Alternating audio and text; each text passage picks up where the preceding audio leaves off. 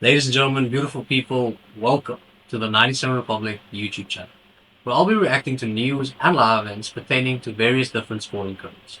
So I kindly ask that you hit the like button and hit the subscribe button, as that will really help this channel grow. And ensuring that you don't skip a beat, click the notification bell as well.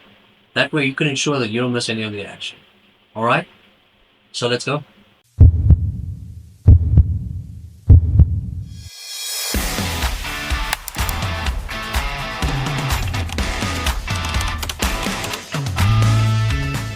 Question of the day. Is Arman Tsarukyan the biggest threat to Islam Makhachev's lightweight title reign? Now, before I give the simple answer, which is yes, I'll go into cogent analysis and breakdowns with regards to both men's respective UFC careers, leading up to the highly anticipated main event for UFC 300, starting off with Islam Makhachev's UFC career. So, Islam debuted against a fighter named Leo.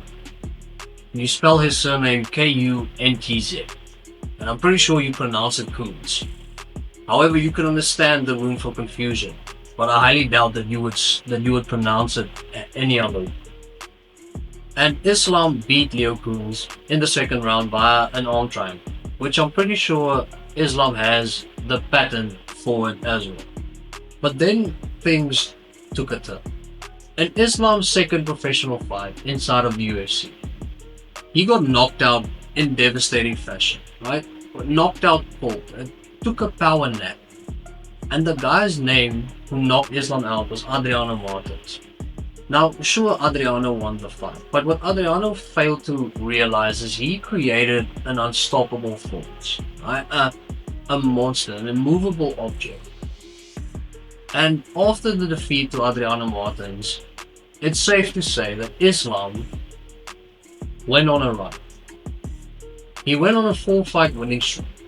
Then he faced Arman Tsarukyan for the first time. Now I will go into detail with regards to that fight later on. He beat Arman in their first fight, then went on to win 9 more consecutive fights, amounting to an unprecedented 14-fight winning streak in the lightweight division. Never been seen before. To put it into perspective, Islam lost 10 years ago. The last time Islam Makhachev lost a fight was in October of 2015.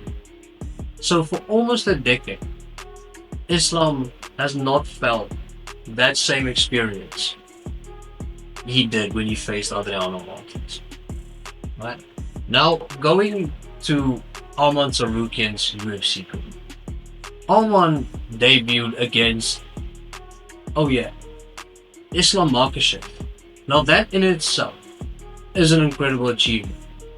Facing an Islam Makhachev who was at the time 5-1 inside of the UFC, absolutely destroying everything in his path except for obviously Adriano. And not only did Arman take him to the distance, but some people would argue that Arman won the first round. An incredible debut, and but basically set the tone for what we will probably witness this weekend. So after Arman lost his debut inside of UFC, he then went on a 5-fight winning streak, and then he lost again to a guy named Matthias Gamrot, who at his core is also a tremendous wrestler. And then after that loss, Arman went on a 4-fight winning streak, beating the likes of Beneil Dariush and Charles Oliveira, cementing his #1 spot as a contender for Islam's lightweight championship belt. Now with regards to Islam's opponents, right? Islam has fought a plethora of guys inside of the UFC. He has had 16 fights in the UFC, so he has seen it all, right? And stylistically, he has been in every single match you can think of. He has fought incredible strikers, right? Dustin Poirier, the Dan Hookers of the world, the Drew Dobers, even Charles Oliveira, who packs a punch like a jackhammer, right? The Bobby Greens of the world. And he has dominated, right? He has just absolutely blown them all. They've blasted them. He has fought submission artists, right? Guys like Charles Oliveira, Thiago Moises, and Islam has dominated them as well.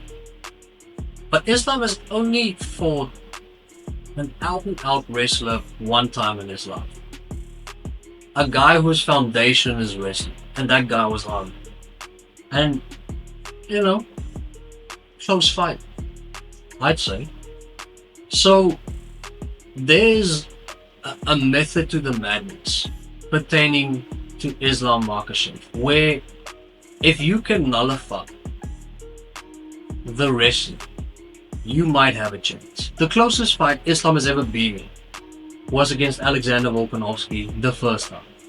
Reason being was because Volk was able to nullify Islam's wrestling. Volk was able to stand up when he got taken down, was able to make it a dogfight. And we saw for the first time, once again, apart from the Adriano fight, that Islam was in fact human. That he maybe, potentially, could be beat. But Volk just didn't have enough on the feet to be able to take over the fight and basically put his stamp on the fight and ensuring that he is the victor at the end of the fight. And I do think that Arman has that skill set. Now, when looking at Arman's UFC career, the bane of Arman's UFC career has been inexperience. When he fought Islam for the first time, we saw him take Islam down in the first round and arguably winning the first round. Then his coaches told him, listen, you do have what it takes to be able to strike with him. Right? Let's not wrestle. Let's have a striking matchup, because Islam wouldn't wrestle Arman because he felt Arman's power. And therefore it would have been, a striking exchange where we'll see who is the better striker between two guys whose wrestling is basically at the same level. But then Arman, didn't listen to his coaches and he tried to wrestle Islam further. And he worn himself out, he got tired and ended up losing the fight. And even in his second fight against Matthias Gamrot, his second fight that he lost inside of the UFC, the same thing applied. In a 5-round fight, Arman was up 2 rounds against Matthias Gamrot. And then Gamrot started initiating all of these wrestling exchanges and all of these wrestling transitions and started started to wore Arman out. And Arman started to get tired because Arman would also initiate in these exchanges. So Arman would also shoot for takedowns, mix them with his striking. Where his coaches told him, do not try and wrestle him. You are obviously outstriking him on the feet, by landing more punches. Your kicks are devastating. So let's not wrestle, let's not tire ourselves out, and just basically wrestling defense and striking. And Arman didn't listen. And that's where his inexperience came and became evident. But now, looking at Arman and looking at his career, obviously he has matured. Right? He fought Islam when he was 22 years old. He fought Matthias Gamrot when he was 27 years old. Right? He has come a long way, and I think with regards to experience, he has also learned a lot on how to control the fight. See what the fight is offering you, see where you are dominating, and basically just hammer on that aspect of the fight and ensure that you put an exclamation mark on that point and emphasize the point where you are standing at and not leaning towards your opponent's strengths. So I do feel like we will see a better Arman Tsarukyan in this fight with Islam. And there's a difference seeing someone or looking at someone and thinking that he is incredibly strong. You can see that he is physically imposing. He is a strong guy, has a lot of muscle, has a lot of strength, and you can see him imposing his will, whether it's with regards to wrestling or with regards to striking, imposing his will on his opponent. There's a difference seeing that and hearing it from a fighter. In Islam's first fight against Arman Tsarukyan, Islam mentioned in his post-fight interview that he didn't know Arman was that strong. That, in a sense, it felt overwhelming that Arman Tsarukyan was that strong.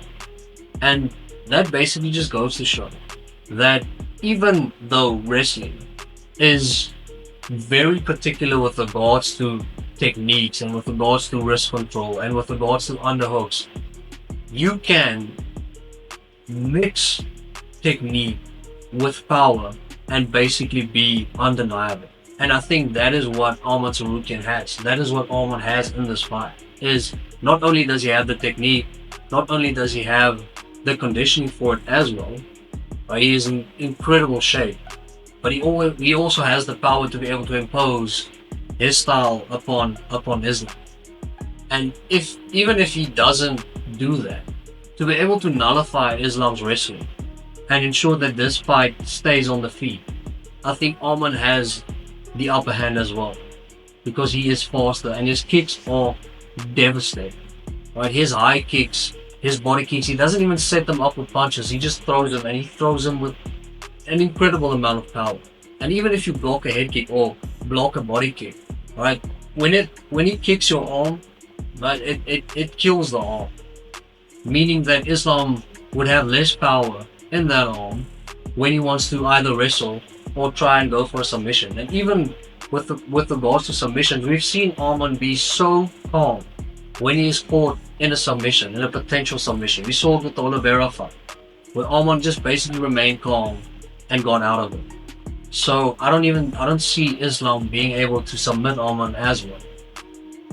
So without a doubt, the closest fight that Islam has been in was against Volt.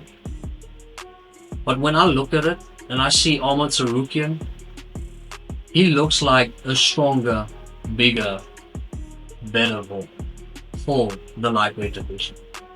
Now, am I picking Arman to win the fight? No. Am I saying he can? Absolutely.